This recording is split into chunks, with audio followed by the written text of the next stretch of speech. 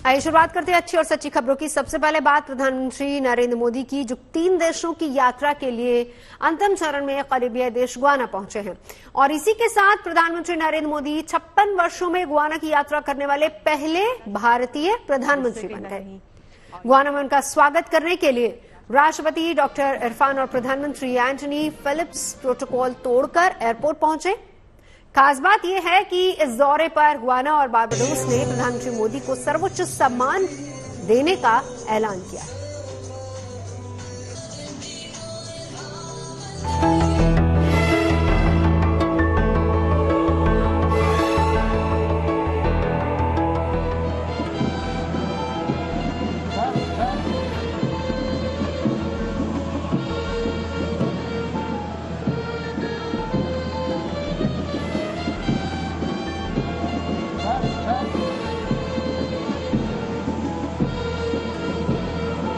Brazil की सफल यात्रा के बाद जब पीएम मोदी कैरेबियाई देश गुयाना पहुंचे तो उनका एयरपोर्ट से लेकर होटल तक कुछ यूं जोरदार स्वागत हुआ। खुद गुयाना के राष्ट्रपति डॉक्टर इरफान अली और प्रधानमंत्री एंटनी फिलिप्स ने प्रोटोकॉल तोड़कर मोदी का एयरपोर्ट पर वेलकम किया। इस दौरान गुयाना राष्ट्रपति, प्रधानमंत्री और उनके कैबिनेट मंत्रियों की खुशी देखने लायक थी। किसी ने मोदी से हाथ मिलाया, कोई गले लगा और किसी ने हाथ जोड़कर पीएम मोदी की अगवानी की। इस मौके पर जॉर्ज टाउन के एयरपोर्ट पर न सिर्फ प्रधानमंत्री मोदी को गार्ड ऑफ ऑनर दिया गया, बल्कि उन्हें भारत गुयाना के घनिष्ठ संबंधों के प्रतीक स्वरूप जॉर्ज टाउन शहर की चाबी भी सौंपी गई। एयरपोर्ट के बाद जब मोदी होटल पहुंचे तो वहां भी भारतीय समुदाय के लोग बड़ी संख्या में प्रधानमंत्री का स्वागत करने पहुंचे थे। इनमें कुछ तिरंगा लिए नजर आए और कुछ पीएम मोदी की तस्वीर लिए दिखाई दी। इस मौके पर कुछ कलाकारों ने पीएम के स्वागत में भारतीय गीत संगीत और लोक नृत्य पेश किया।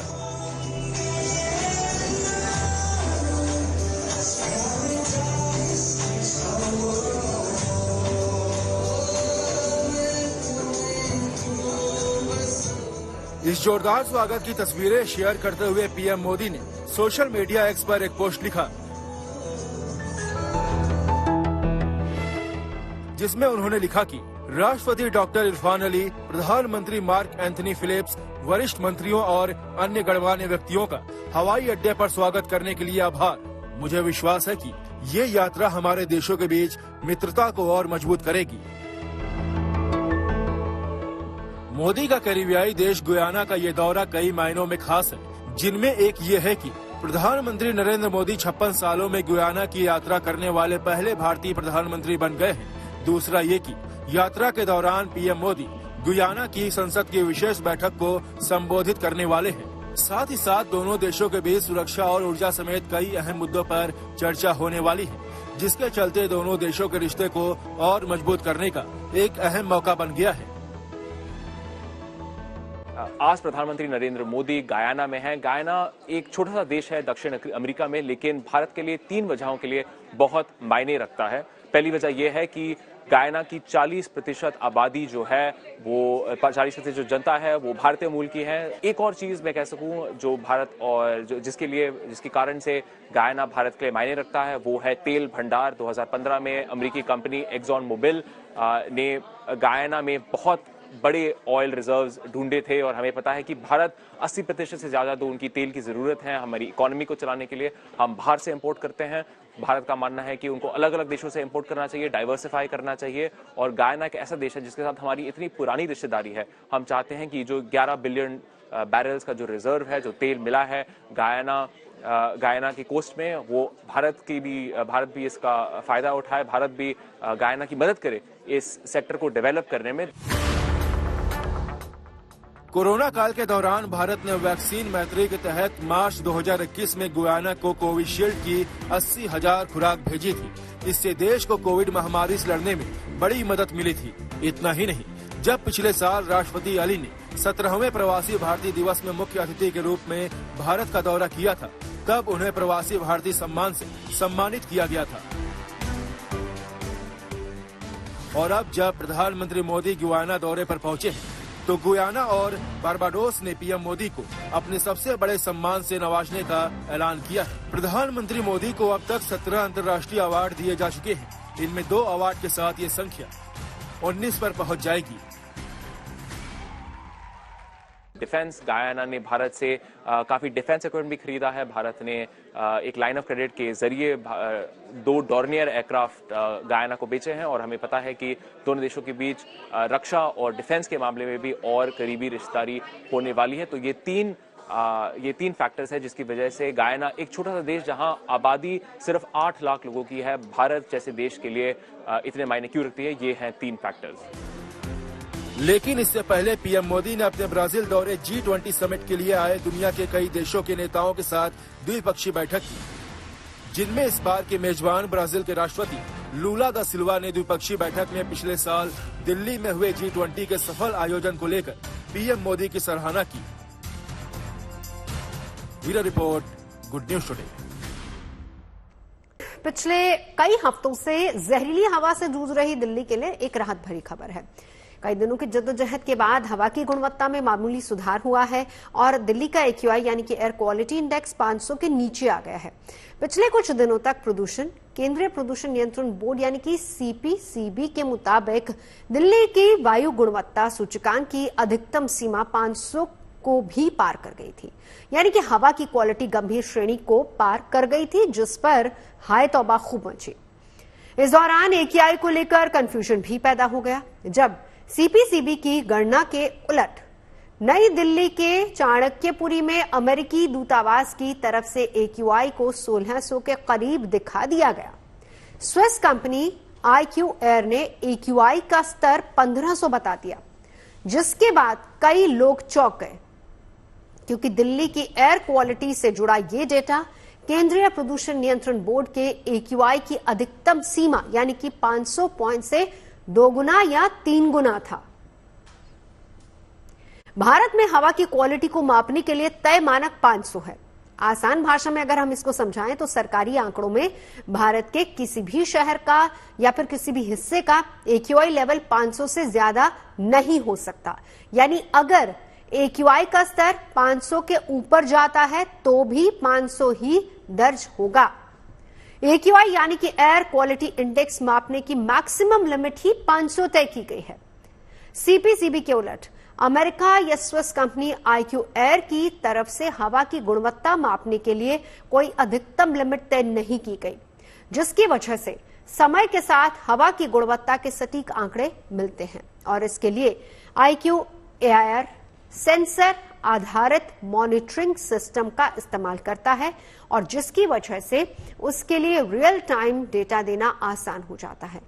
सेंसर आधारित सिस्टम AQI में तेजी से आने वाले बदलावों को भी तुरंत दिखाता है। IQ Air के उलट CPCB यानी कि केंद्रीय प्रदूषण नियंत्रण बोर्ड पॉल्यूशन एनालाइजर सिस्टम का इस्तेमाल करता है। इसकी वजह से जो डेटा मिलता है वो लंबे वक्त तक एक जैसा ही रहता है। AQI की गणना में PM 2.5, PM 10, carbon monoxide, sulphur dioxide और ग्राउंड लेवल ओजोन जैसे पॉल्यूटेंट्स यानी कि मापा जाता है। विदेशी प्लेटफॉर्म इसमें कुछ और प्रदूषकों के स्तर को भी शामिल करते हैं जो आमतौर पर CPCB के आंकड़े में नहीं होते और इसी वजह से दूसरे प्लेटफॉर्म के AQI से जुड़े आंकड़े ज्यादा हो जाते हैं।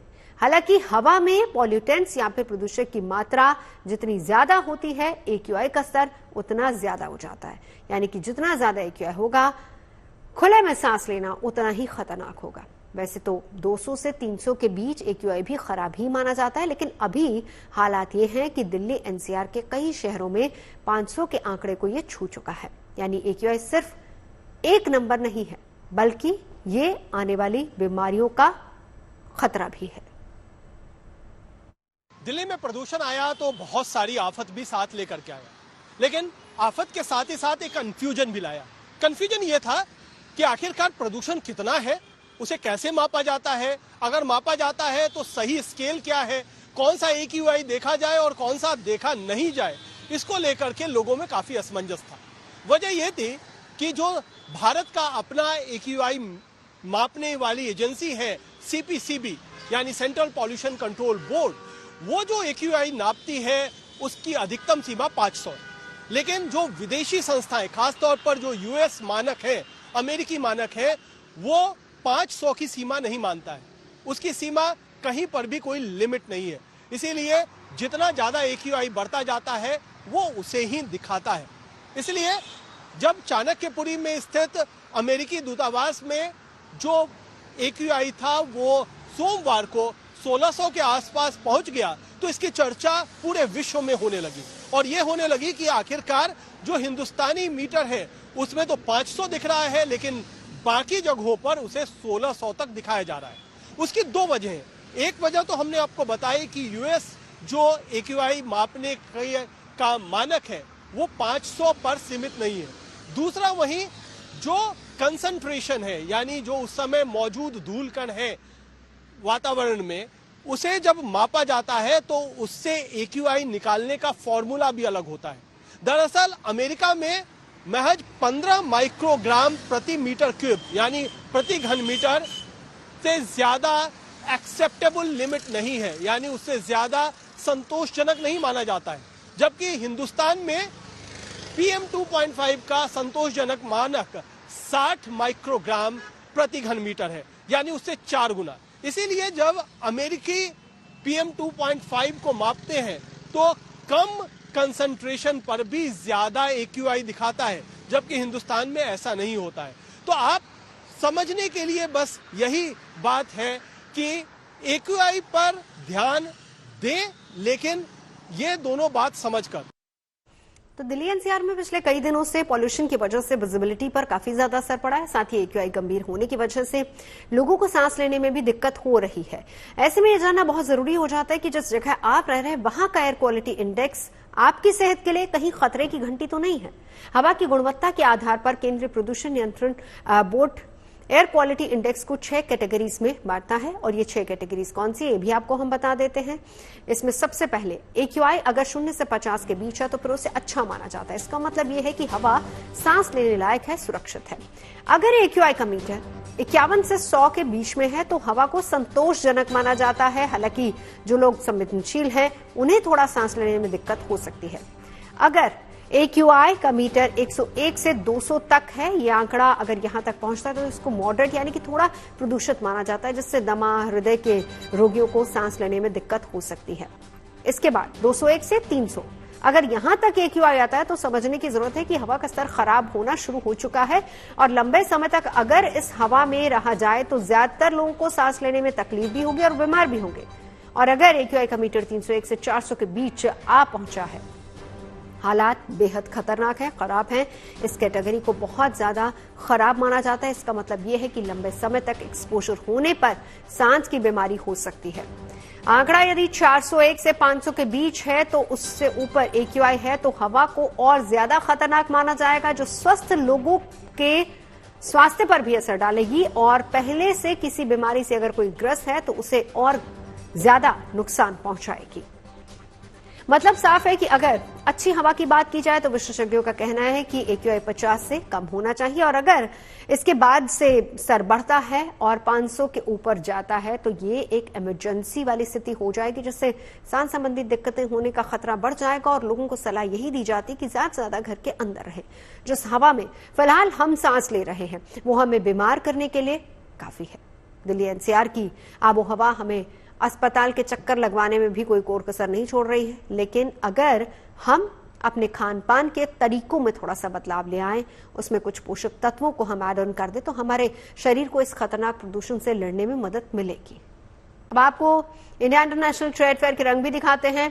यहाँ स्टॉल काफी पसंद किए जा रहे हैं जो खान पान से जुड़े हुए हैं, उसके स्वाद से जुड़े हुए हैं और सेहतमंद रखने का भी वायदा करते हैं। दरअसल एक फूड टेक्नोलॉजिस्ट हैं जिन्होंने अपने साथियों के साथ मिलकर दिल्ली के ट्रेड फेयर में एक अनोखा जायका पेश किया है। स्टॉल पर मखाने से बनी कई लजीज चीजें आपको मिल जाएंगी जिसका स्वाद लेने के लिए लोग पहुंच रहे हैं। तो चलिए आपको लिए चलते हैं ट्रेड फेयर।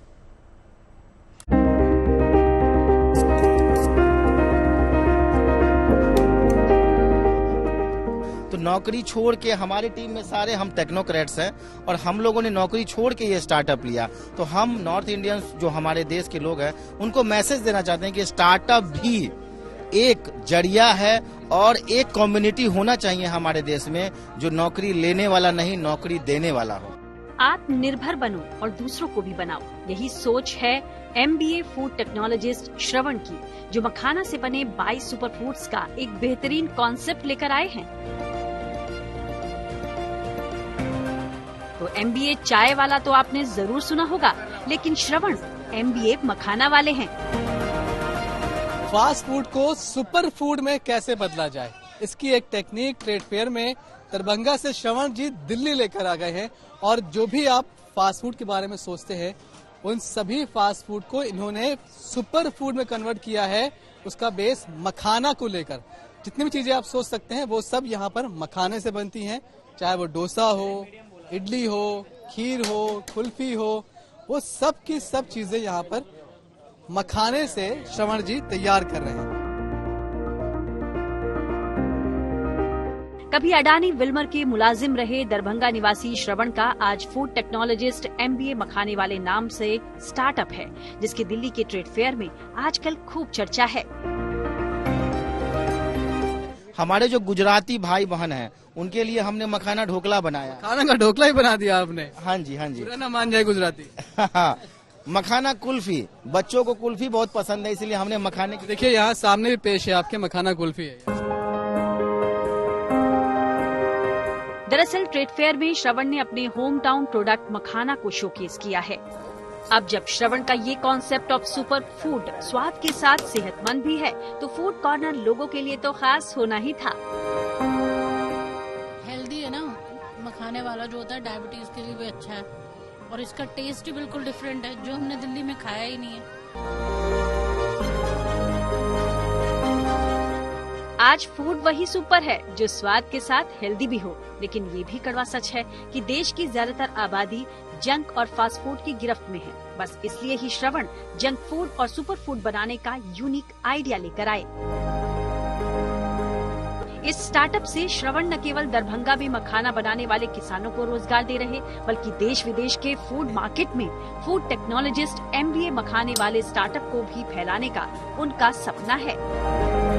MBA मखाना वाला के नाम से ये आगे बढ़ रहे हैं, और उम्मीद यही कि जिस तरह के दावे और वादे कर रहे हैं कि जंक फूड को सुपर फूड में बदलना है, अब जब लोग बाहर जाएं तो कम से कम उन्हें अपनी सेहत की चिंता ना हो, क्योंकि ऐसे मखाने की तमाम डिशेस ये उपलब्ध करवा रहे हैं। कैमरामैन शैलेंद्र के साथ Manish Chaurasia, good news today, Delhi. खबरें सच्ची होनी चाहिए, अच्छी खुद ब खुद लगती हैं। Navjot Sandhawa signing off. आप सुनते रहिए गुड न्यूज, देखते रहिए गुड न्यूज टुडे।